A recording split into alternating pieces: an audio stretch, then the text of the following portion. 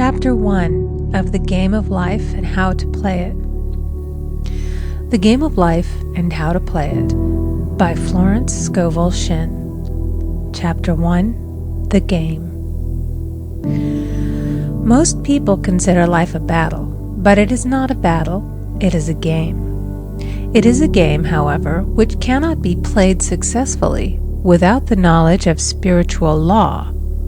And the Old and the New Testaments give the rules of the game with wonderful clearness. Jesus Christ taught that it was a great game of giving and receiving. Whatsoever a man soweth, that shall he also reap. This means that whatever man sends out in word or deed will return to him. What he gives, he will receive. If he gives hate, he will receive hate. If he gives love, he will receive love. If he gives criticism, he will receive criticism.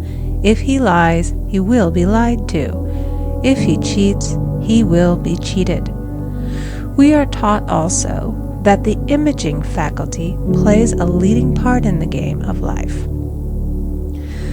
Keep thy heart, or imagination, with all diligence, for out of it are the issues of life. Proverbs 4:23. This means that what man images, sooner or later externalizes in his affairs. I know of a man who feared a certain disease. It was a very rare disease and difficult to get, but he pictured it continually and read about it until it manifested in his body and he died, the victim of distorted imagination. So we see, to play successfully the game of life, we must train the imaging faculty. A person with an imaging faculty trained to image only good brings into his life every righteous desire of his heart. Health, wealth, love, friends, perfect self-expression, his highest ideals. The imagination has been called the scissors of the mind, and it is ever cutting, day by day, the pictures man sees there, and sooner or later he meets his own creations in his outer world. To train the imagination successfully, man must understand the workings of his mind. The Greeks said, "Know thyself." There are three departments of the mind: the subconscious, conscious, and superconscious. The subconscious is simply power without direction. It is like steam or electricity, and it does what it is directed to. It has no power of induction. Whatever man feels deeply or images clearly is impressed upon the subconscious mind and carried out in minutest detail. For example, a woman I know, when a child, always made believe she was a widow. She dressed up in black clothes and wore a long black veil, and people thought she was very clever and amusing. She grew up and married a man with whom she was deeply in love. In a short time he died, and she wore black and a sweeping veil for many years. The picture of herself as a widow was so impressed upon the subconscious mind, and in due time worked itself out regardless of the havoc created. The conscious mind has been called mortal or carnal mind. It is the human mind and sees life as it appears to be. It sees death, disaster, sickness, poverty, and the limitation of every kind, and it impresses the subconscious. The superconscious mind is the God mind within each man and is the realm of perfect ideas. In it is the perfect pattern spoken of by Plato, the divine design, for there is a divine design for each person.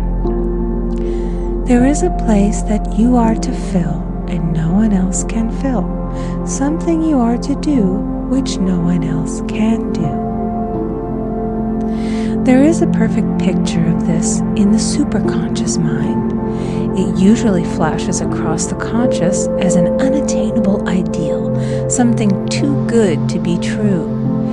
In reality, it is man's true destiny or destination, flashed to him from the infinite intelligence which is within himself. Many people, however, are in ignorance of their true destinies and are striving for things and situations which do not belong to them and would only bring failure and dissatisfaction if attained. For example, a woman came to me and asked me to speak the word that she would marry a certain man with whom she was very much in love. She called him A.B. I replied that this would be a violation of spiritual law, but that I would speak the word for the right man, the divine selection, the man who belonged to her by divine right. I added, if A.B. is the right man, you can't lose him, and if he isn't, you will receive his equivalent. She saw A.B. frequently, but no headway was made in their friendship. One evening she called and said, "Do you know, for the last week, A.B. hasn't seemed so wonderful to me." I replied, "Maybe he is not the divine selection. Another man may be the right one." Soon after that, she met another man who fell in love with her at once and who said she was his ideal. In fact, he said all the things that she had always wished A.B. would say to her. She remarked, it was quite uncanny. She soon returned to his love and lost all interest in A.B. This shows the law of substitution. A right idea was substituted for a wrong one. Therefore, there was no loss or sacrifice involved. Jesus Christ said, "Seek ye first the kingdom of God and his righteousness, and all these things shall be added unto you." And he said the kingdom was within man. The kingdom is the realm of right ideas, or the divine pattern. Jesus Christ taught that man's words played a leading part in the game of life. By your words ye are justified, and by your words ye are condemned. Many people have brought disaster into their lives through idle words. For example, a woman once asked me why her life was now one of poverty, of limitation. Formerly she had a home, was surrounded by beautiful things, and had plenty of money. We found she had often tired of the management of her home and had said repeatedly, "I'm sick and tired of things. I wish I lived in a trunk." And she added, "Today I am living in that trunk." She had spoken herself into a trunk. The subconscious mind has no sense of humor, and people often joke themselves into unhappy experiences. For example, a woman who had a great deal of money joked continually about getting ready for the poorhouse. In a few years, she was almost destitute, having impressed the subconscious mind with a picture of lack and limitation.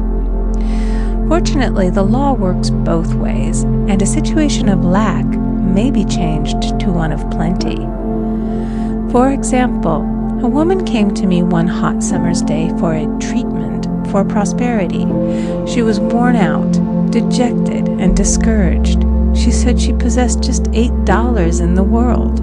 I said, "Good, we'll bless the $8 and multiply them as Jesus Christ multiplied the loaves and the fishes." For he taught that every man had the power to bless and to multiply, to heal and to prosper. She said, "What shall I do next?" I replied, "Follow intuition. Have you a hunch to do anything or to go anywhere?" Intuition means intuition, or to be taught from within. It is man's unerring guide, and I will deal more fully with its laws in a following chapter. The woman replied, "I don't know. I seem to have a hunch to go home. I've just enough money for car fare."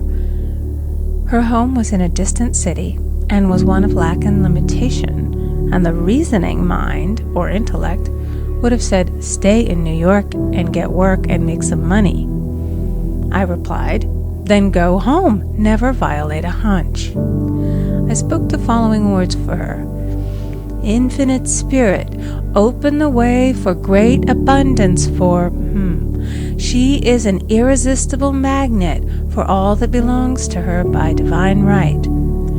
I told her to repeat it continually also. She left for home immediately, and calling on a woman one day, she linked up with an old friend of her family. Through this friend, she received thousands of dollars in a most miraculous way. She has said to me often, "Tell people about the woman who came to you with $8 and a hunch." There is always plenty on man's pathway, but it can only be brought into manifestation through desire, faith, or the spoken word. Jesus Christ brought out clearly that man must make the first move. Ask, and it shall be given to you. Seek, and ye shall find. Knock, and it shall be opened unto you. Matthew 7:7. In the scriptures we read, "Concerning the works of my hands, command ye me." Infinite intelligence, God, is ever ready to carry out man's smallest or greatest demands. Every desire, uttered or unexpressed, is a demand. We are often startled by having a wish suddenly fulfilled. For example, one Easter, having seen many beautiful rose trees in the florist's windows, I wished I would receive one, and for an instant saw it mentally being carried in the door. Easter came, and with it a beautiful rose tree. I thanked my friend the following day and told her it was just what I had wanted. She replied, "I didn't send you a rose tree. I sent you lilies." The man had mixed the order and sent me a rose tree simply because I had started the law in action and I had to have a rose tree. Nothing stands between man and his highest ideals and every desire of his heart but doubt and fear. When man can wish without worrying, every desire will be instantly fulfilled. I will explain more fully in a following chapter the scientific reason for this and how fear must be erased from the consciousness. It is man's only enemy. Fear of lack, fear of failure, fear of sickness, fear of loss, and a feeling of insecurity on some plane. Jesus Christ said, "Why are ye fearful, O ye of little faith?" Matthew 8:26. So we can see we must substitute faith for fear is only inverted faith. It is faith in evil instead of good. The object of the game of life is to see clearly one's good and to obliterate all mental pictures of evil. This must be done by impressing the subconscious mind with a realization of good. A very brilliant man who has attained great success told me he had suddenly erased all fear from his consciousness by reading a sign which hung in a room. He saw printed in large letters this statement: "Why worry? It will probably never happen." These words were stamped indelibly upon his subconscious mind, and he now has a firm conviction that only good can come into his life, and therefore only good can manifest. In the following chapter, I will deal with the different methods of impressing the subconscious mind. It is man's faithful servant, but one must be careful to give it the right orders. Man has ever a silent listener at his side, his subconscious mind. Every thought, every word is impressed upon it and carried out in amazing detail. It is like a singer making a record on the sensitive disc of the phonographic plate. Every note and tone of the singer's voice is registered. If he coughs or hesitates, it is registered also. So let us break all the old bad records in the subconscious mind, the records of our lives which we do not wish to keep, and make new and beautiful ones. Speak these words aloud with power and conviction. I now smash and demolish by my spoken word every untrue record in my subconscious mind. They shall return to the dust heap of their native nothingness, for they came from my own vain imaginings. I now make my perfect records through the Christ within, the records of health, wealth, love, and perfect self-expression. This is the square of life, the game completed.